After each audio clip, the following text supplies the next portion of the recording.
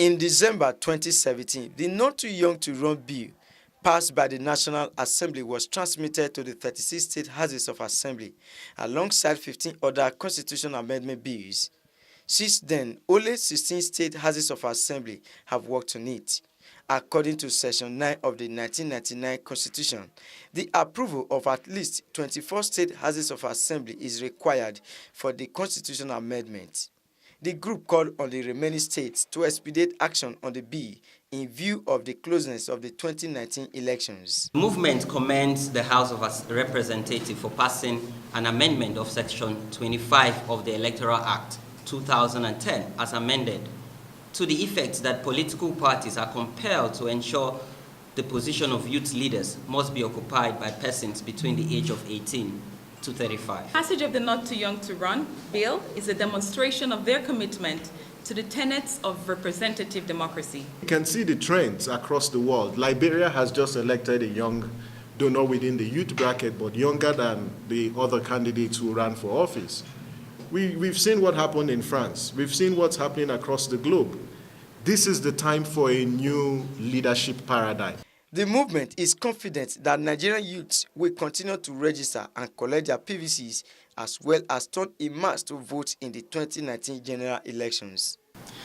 Data from the Independent National Electoral Commission indicates that 52% of registered voters are young people between 18 and 35. The Not Too Young to Run movement is committed to vote credibility in the 2019 polls with an advice for all youths to shun ballot snatching. Ogie Ihimekme, AIT News, Abuja. In December 2017, the Not Too Young to Run bill passed by the National Assembly was transmitted to the 36 state houses of assembly alongside 15 other constitutional amendment bills.